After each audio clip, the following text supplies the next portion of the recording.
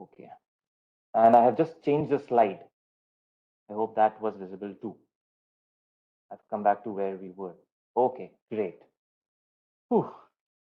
Hopefully there will be no more disturbances. I apologize for the final time. All right, so I've given you an overview of what the verbal ability section of TCS NQT is going to consist of.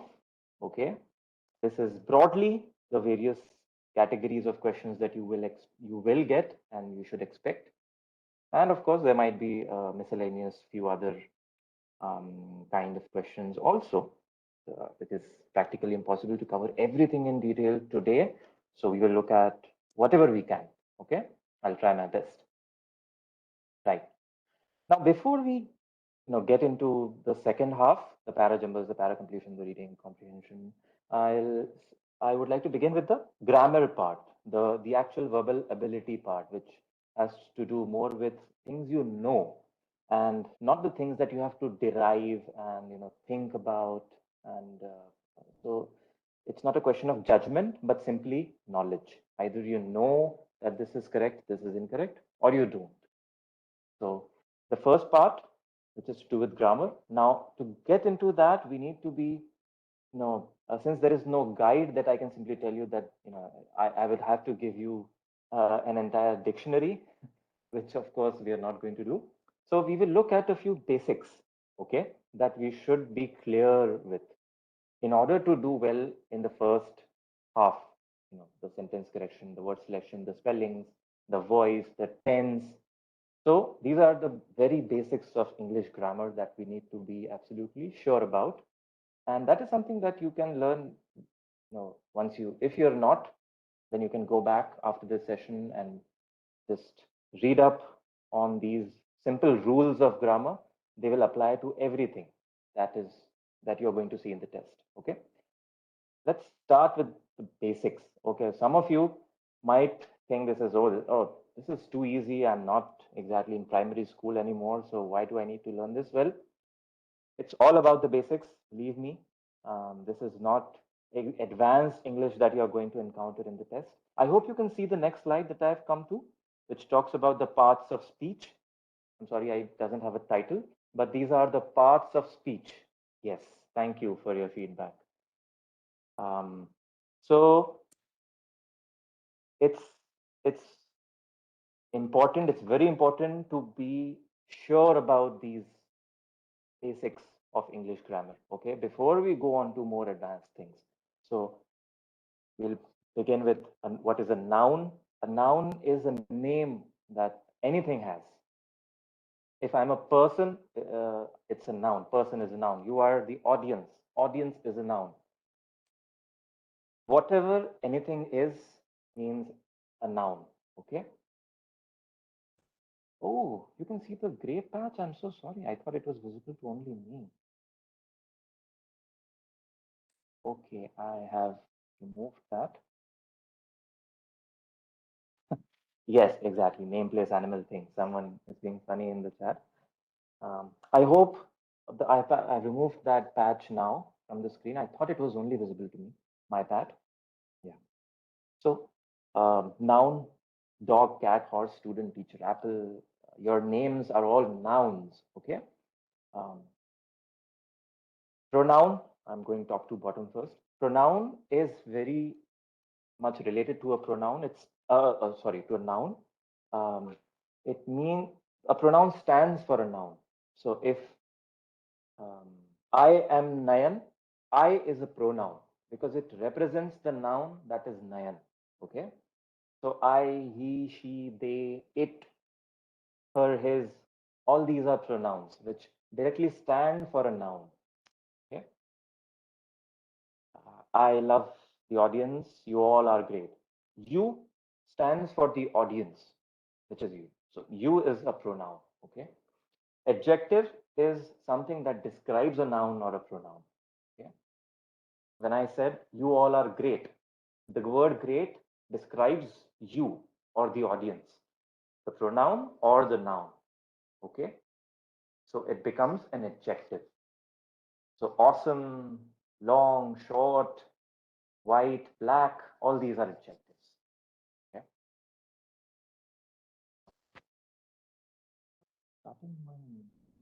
video. I'm not really enjoying it without.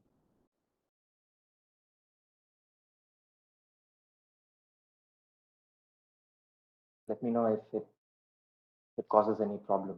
I hope you can see me in the corner somewhere. Yeah. A preposition is is used before a noun or a pronoun to indicate a place or time or direction. Okay, beneath something, over something, under, inside, on, for, from. These are our prepositions. Okay, conjunctions is a conjunction is a word that joins two sentences or groups of words. Okay? And, because, therefore, since. Interjection is something is an exclamation which expresses a strong emotion. When you say bravo, or when you say oops, you say no, aha, I did not know that. So it's typically followed by an exclamation mark. That's called an interjection.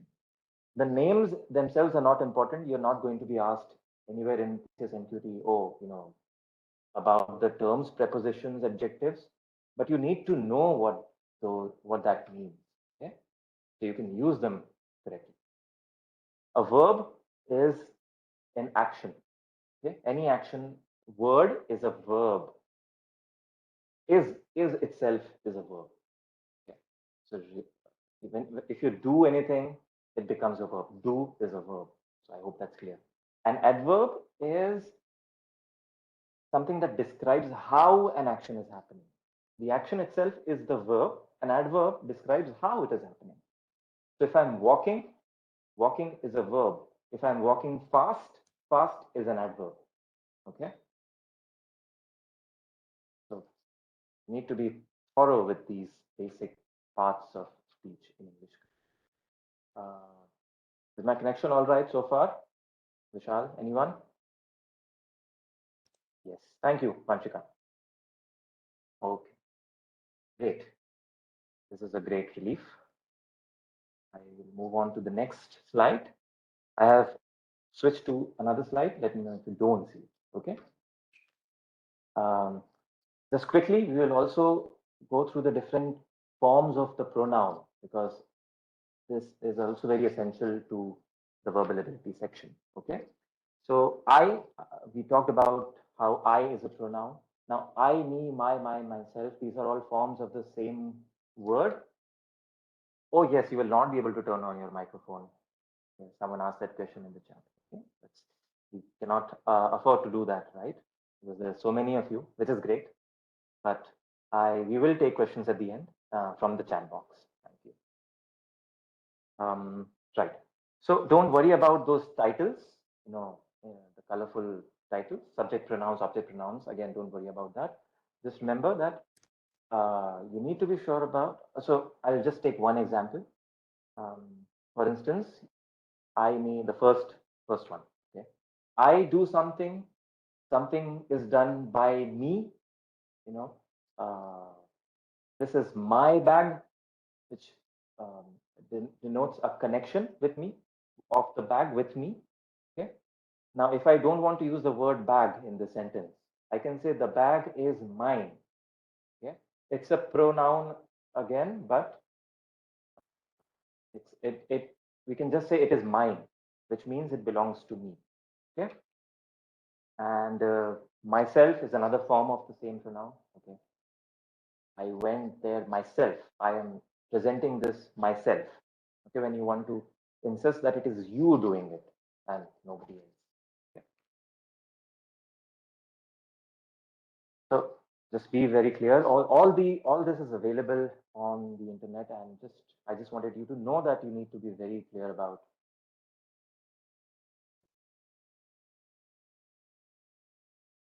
And the tense, again, very important: past, present, future. Present, of course, I do this or I'm doing this is present. I did this or I have done this is past. I will do this or I will be doing this is future. I hope this is very clear to all of you. Now, there are different forms. Again, you will not be asked, for instance, oh, give us the past perfect continuous tense for this statement. So don't worry about it. but just be clear about the basics. Okay. Yeah. Now, this is some basics about the grammar that I wanted you to be absolutely familiar with before going over to the other part, the reading comprehension and the para jumbles part. All right. Um, this was actual verbal ability. It is about your ability or your knowledge of the English grammar. Now, what we are going to see next is not so much about English grammar as it is about being able to fit sentences together, organizing a block of text. Okay, so it's not about vocabulary, it's about logic. It's more about logic. Okay, but still, you need to understand everything to be able to do that, right?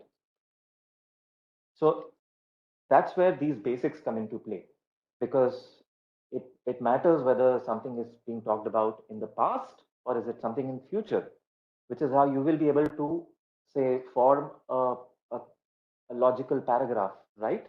Because the past will ideally go before, the future will come next. So that is where it comes into picture. We'll start with reading comprehension. um, okay, I'm just one by one. Don't read everything that you see on the screen. We'll go one by one. Okay. Reading comprehension. I hope every one of you knows what that is. You will have a block of text, like a short paragraph or two, and then based on that, you will have to answer a few logical questions. Okay.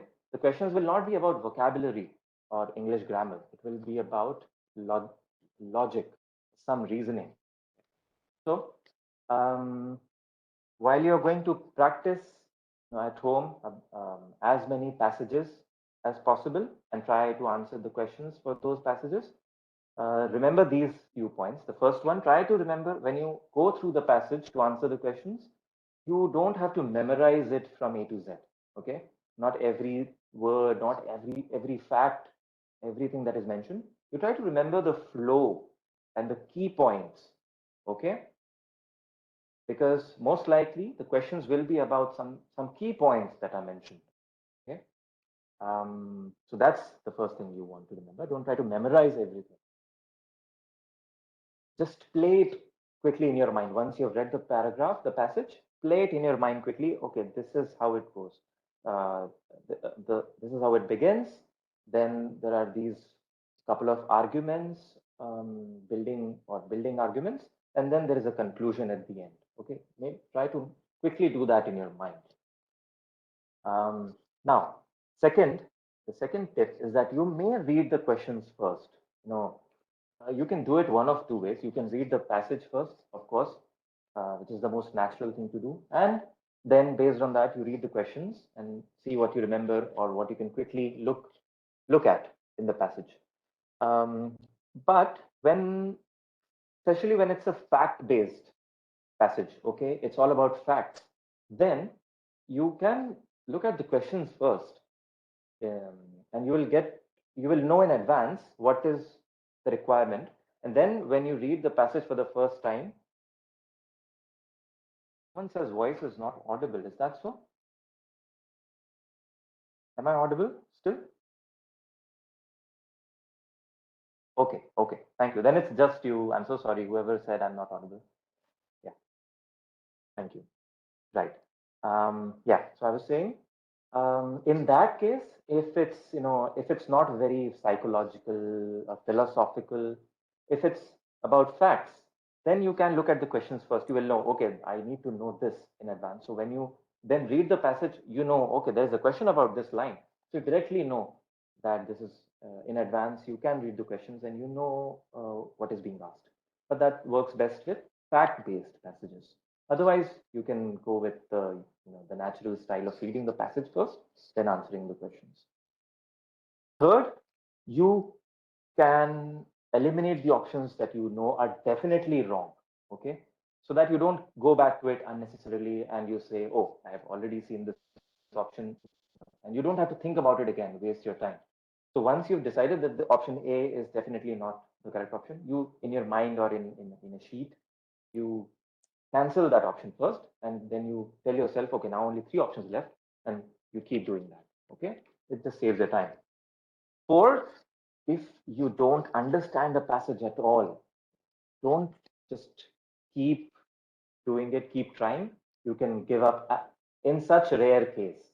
I hope it doesn't happen with any of you, but if it does happen, you know, if it's a really bad day for you, then you just let it go. Maybe come back to it at the end, but for now, let it go. Okay, move on with something that you're comfortable with, that you understand, that you can confidently answer. Number five, of course, the secret that everyone knows: practice, practice, and practice, especially with reading comprehension. It's not about vocabulary, it's about being comfortable with the whole exercise, and it will only come with practice. Just solve as many reading comprehension passages as possible, and that with each passage and each set of questions, you will grow more confident. That's for sure. Okay. And when you do practice, the last point, choose diverse topics because you never know what you will get in the actual test. Okay, it could be economics, philosophy, history, politics, anything, geography. You will never guess what it can be about. Okay, so do that in your practice too. That was about reading comprehension. I have not used an example right now. I will choose one. I can get one example quickly, no problem. We will come back to it if needed at the end. But I'm sure you're all doing it anyway at your homes. I just wanted to share a few key points to remember about reading comprehension. Yeah. So we'll go to the next slide. I hope you can see it. It's about parajumbles. Yes, thank you. Thank you for your instant feedback. It's really helpful, guys. Right. I do have one example for a parajumble. We'll quickly go through that. Okay. Uh, Parajumbles is about organizing. Okay. You have a few sentences, typically 5 sentences. It could be 4 or 6, but typically it's 5. And they will be in any random order. But if rearranged correctly, they form a logical paragraph. Okay. So that's the parajumbles part for you. So the challenge here is organizing, is identifying the correct order of those jumbled up sentences. Okay? So you have to, goes without saying, you have to go through all the sentences, right? And then you have to think, what is the logical correct order? Now, how to do this? I'll just show you an example first, then we'll go back to the previous slide. These are 5 sentences, okay, A, B, C, D, E, which are in a random sequence. Now they have to be rearranged, and we need to know what is the correct arrangement so that it becomes a logically coherent, a logically smooth flowing paragraph, okay, meaningful paragraph. So that is an example. Now, what do we do? How do we do this? Okay. First thing, you identify the opening sentence. Identifying, as in, you have to work towards identifying it. It won't be mentioned that this is the opening sentence. You have to find out. Okay. We will see how we do that. Then you have to identify the closing sentence, right? For that, what works best, not always, what might work well is you look for a conclusive tone, a sentence which gives you an impression that this looks like this is the end of something. So that is what is meant by a conclusive tone. Okay, we will see how we can do that in the example. How do you identify the middle sentences? You look for pronouns and acronyms. So the first sentence typically will have proper nouns and full forms. Okay, it will be Nayan is a student. Nayan works at Tata Consultancy Services. Just an example. And then in the further sentences, you will see sentences like he at TCS he does this. So he, as a pronoun, you will not have a pronoun in the first sentence typically, because the pronoun has to refer to a noun, right, which has already appeared before. So that is how you can make this distinction. And final point, you note the transitional words. Transitional words are words that connect two things, two sentences. Okay, so if you come across words like also, hence, as well, furthermore, although, these words will typically never appear in the first sentence. because they need something that has come before. They connect it to what is coming next. So these are transitional words. So these will not be the first sentence. Okay. Yeah. Now we will look at the example. Go back to the example. Okay, I'll quickly read the sentences, okay, for you.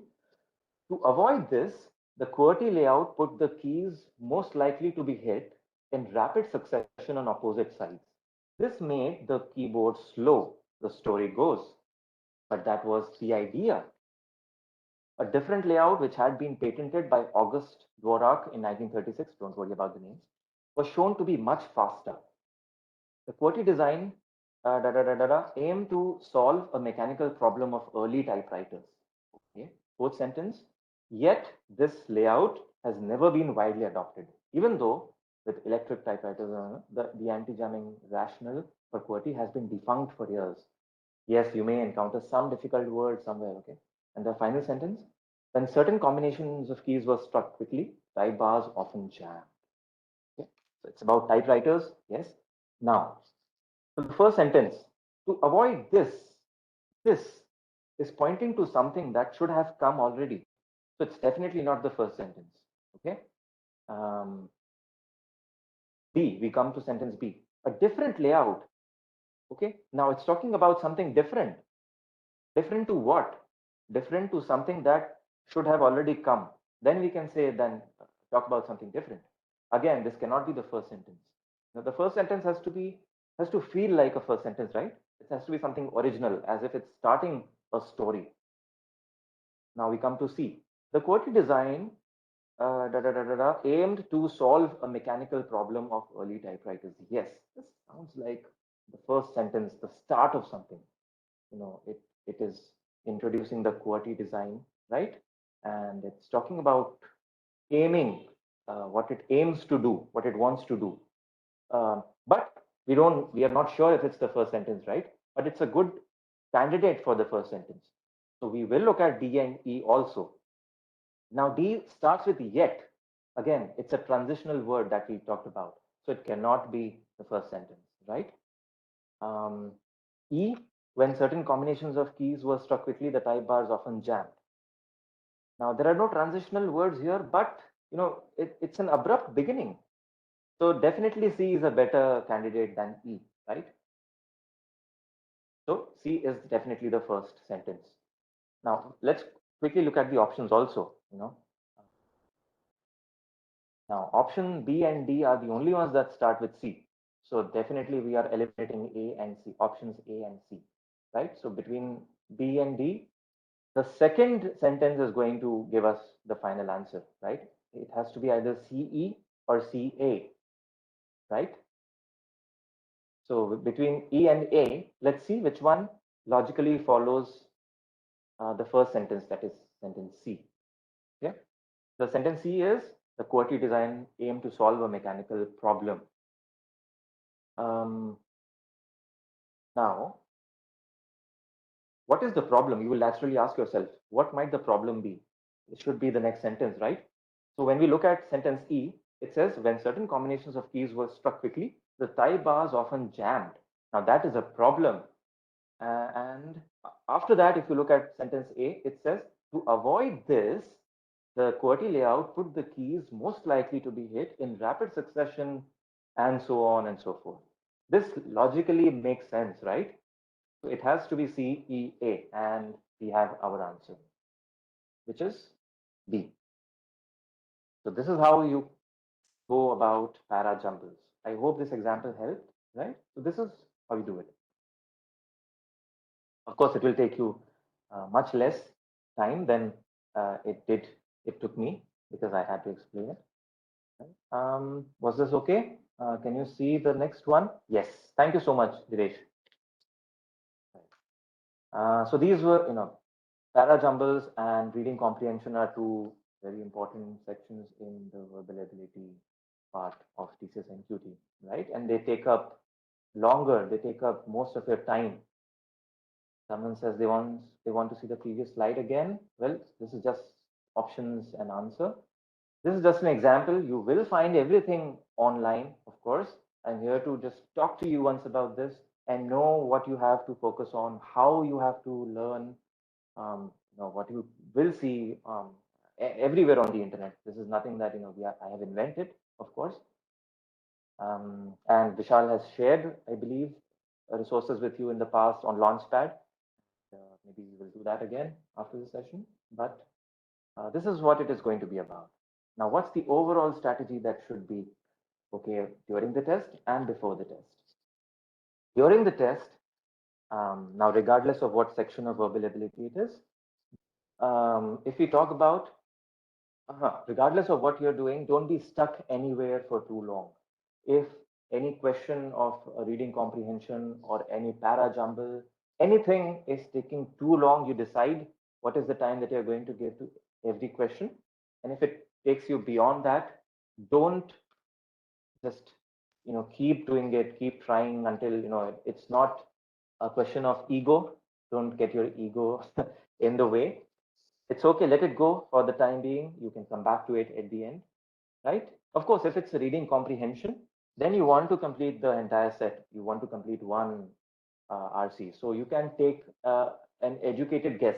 You can take your best guess for that comprehension passage. Okay.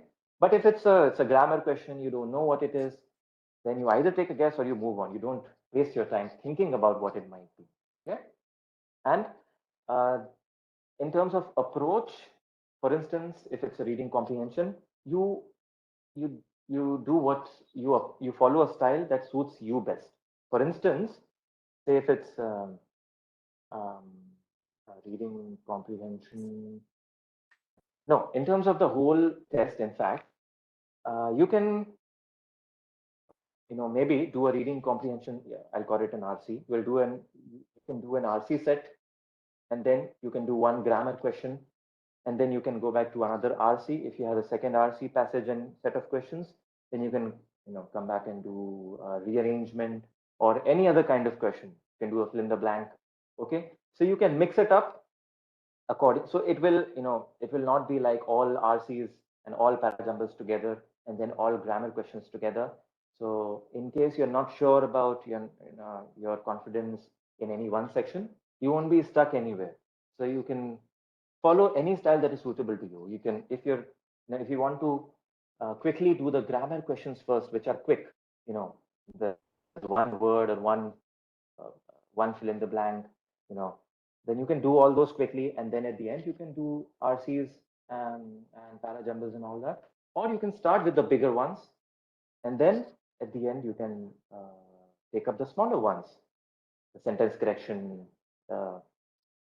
Yeah, I hope that was clear. Now, this is what you do during the test. Now, as I said, not all this cannot be learned overnight. You cannot just mug up an entire grammar book or the dictionary in 2 3 days. So, what can you do in these few days, the short duration that you've got before the test, right? You can first, what you can do is you can check out some lists of commonly misspelled words, words that are commonly spelled wrongly by many of us, right? For instance, millennium, I've just taken some random example. So you will find these lists um, easily on the internet, and you try to go through all these lists, as many of them as possible. You try to remember the correct spellings, so that is something that you can memorize. Okay, this is the part of verbal ability that you can memorize. You can focus your efforts here right now in the little time that you have. Similarly, you can check out some lists of commonly confused words. For instance, affect, effect. You know these words that you often get confused between two words that sound very similar, that are written very similarly. So again, there are many articles and lists out there which will help you with these things. So just uh, type type in the search, common English errors, something like that, and you can focus on that, as a quick prep for verbal ability. All the other things, reading comprehension and the para jumble, that requires practice. You cannot memorize something and just crack it in the test. So that will depend completely on practice. This part, the words, the grammar, this you can memorize and should check out as much of that as possible through various sources. Okay. This was about TCS NQT, but does it stop here? Because this is not the final challenge, the verbal challenge that you're going to face. So it is not going to happen very fast, and in the long run you will need a solid foundation, okay, in terms of language. Not, most of us are not native speakers of English, which is why we all have struggled with the language. We all still do. We all are trying to get better at it, right? So what you want to do is go back to the basics. You pick up that primary school grammar textbook, okay, that you had long time ago. Don't feel embarrassed to do that, because that is what everything, the entire English language is built on. Okay, so you need to be sure about the tenses and the parts of speech that we looked at. What is a pronoun? What is an adjective? What is a preposition? You don't need to remember the terms, but you need to know what those mean. Okay, how they are used. So you will find all that in that, I don't know, class 3, class 4 grammar book. Okay, so pick that up. Third tip is read everything everywhere. Make it a habit. Even if something doesn't interest you very much, you read it. You read it. You read the editorial in the newspapers, any article for that matter, not just Bollywood gossip. Okay. In fact, especially read something that is of not interest to you. Okay, because these reading comprehension passages will not always be something that you like, or about movies, or about food, okay, about travel. It is going to be about anything. It can be about psychology or robotics. You never know. So read about everything everywhere whenever possible. Okay. Read novels.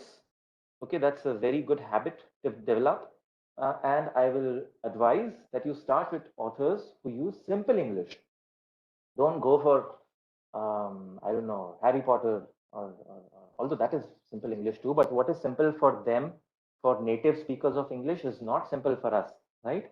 So try to go for Indian authors first, who use simple English. Not all Indian authors use simple English, but I've tried to give you a few names: Ruskin Bond, R.K. Narayanan, Sudha Murthy. These are some Indian authors who use simple English that all of us can understand.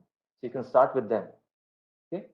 Now, whenever you're reading anything, you're hearing anything in, maybe on an English news channel, or in a newspaper, or in a novel, if there's anything that you don't recognize, any word, any expression, you make a habit of making a note of it.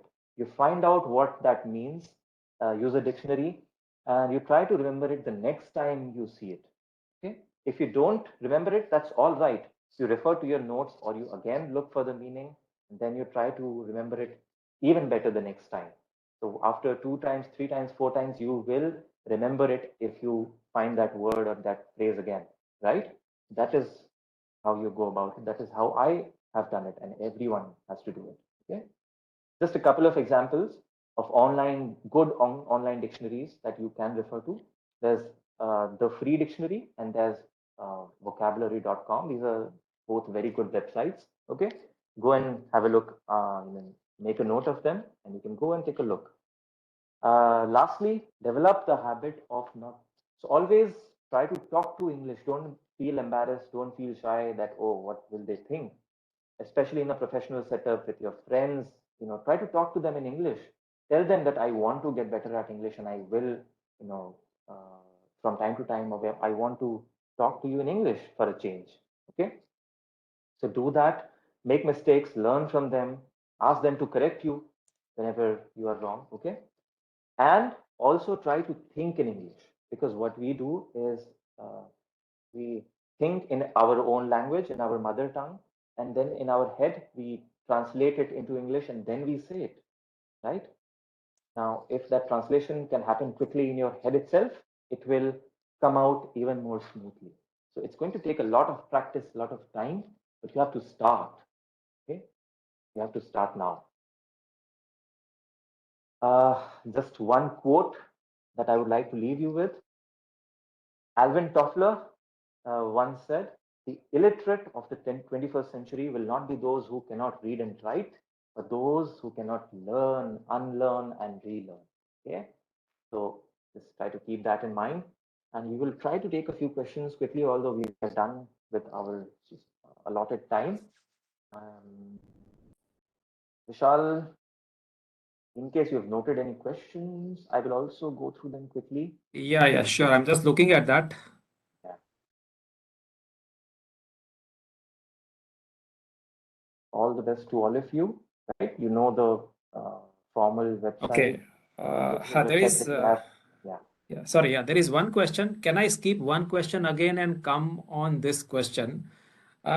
See, guys, when Nayan started, a very clear message was that please read instructions carefully. Correct? So, if it is allowed, yes, it will be allowed for your entire session. Correct? And if it is not allowed, then it won't be allowed for any of the sections. Okay. So you need to take that call. So just be very specific about those instructions. Okay. See, guys, see this session, anything on verbal skills if you want, right? I'm sure, Nayan can answer that. Anything specific, any questions, any advice if you have.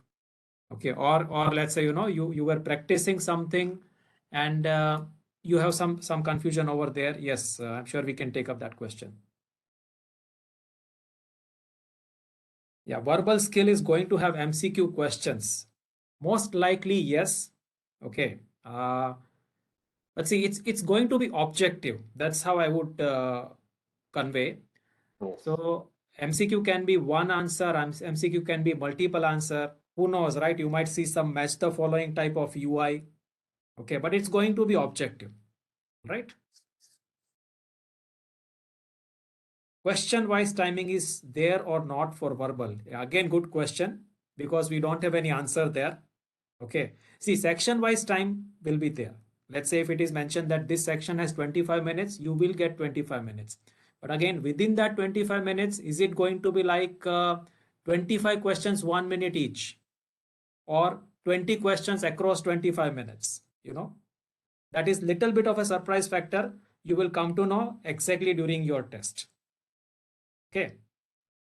See, guys, you don't need to panic about any of those things. When you appear for test, remember you are starting from zero. You are building your innings. Okay. How the innings, just see cricket innings. How do we build? You start from zero, correct? You need to settle down. So first 3-4 questions. Again, don't get panicked that first 3 questions have taken 5-6 minutes. I need to rush. You need to score maximum. Correct? Here you are not, your target is not to complete the question paper on time. This is not board exam. You need to score maximum. That has to be your objective. Okay. So to score maximum, clarity of that question, understanding of what is expected. Okay. And then you need to put some effort to solve that question. Right? So please follow the, this guideline for all cognitive sections. For programming, anyways, we have shared, I think, more than enough content and material which you can leverage. Okay.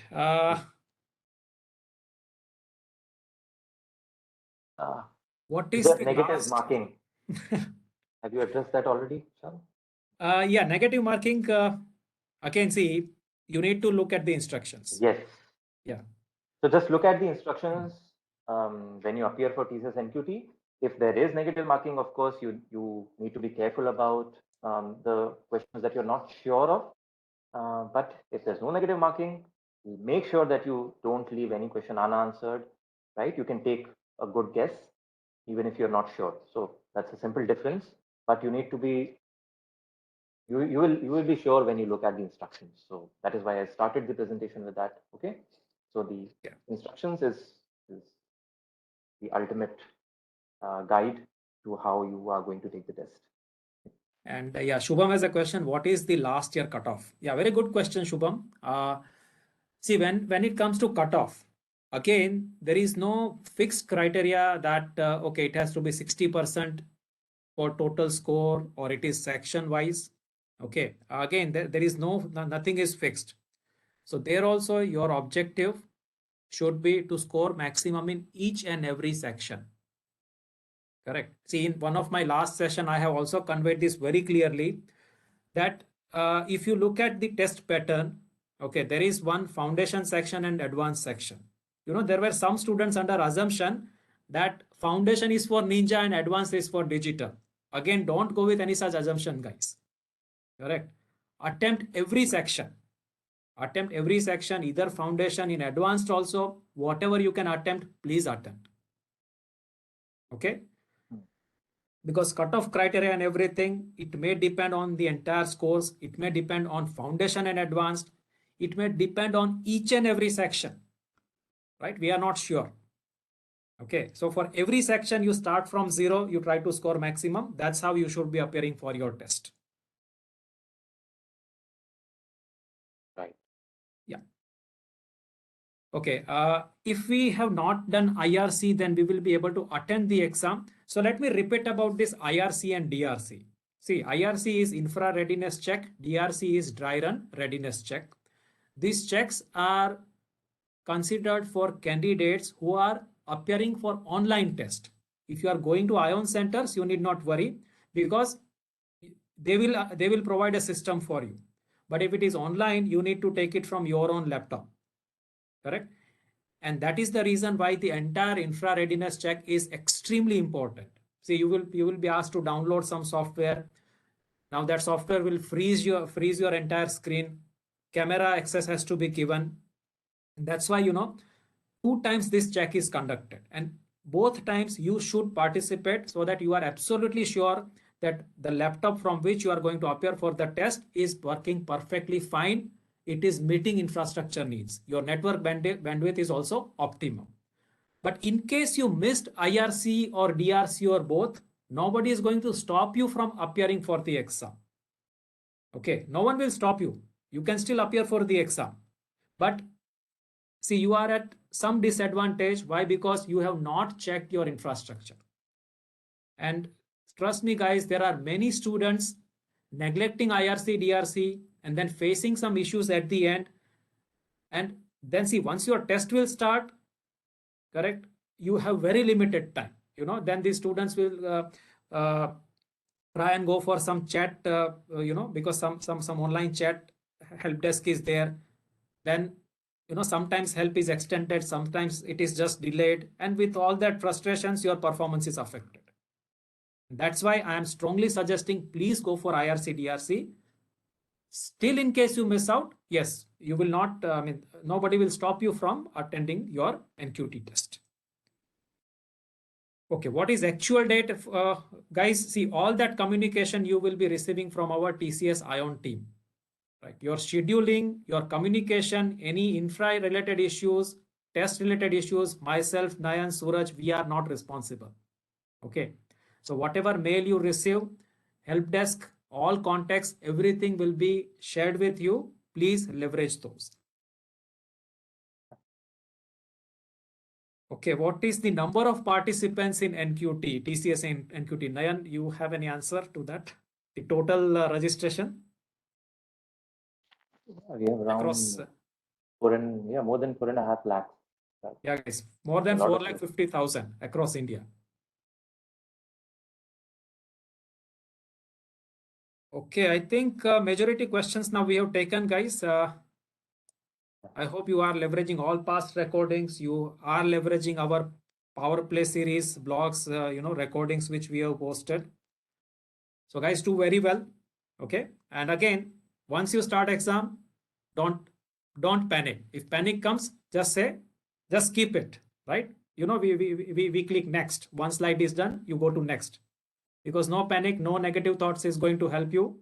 You start from 0, you need to score maximum. Okay. All right, guys. So Nayan, we can close this session now. Okay. Thank you very much. Thanks a lot, Nayan. Thank you, Vishal. Yeah. Thank you everyone. And, I hope it was helpful.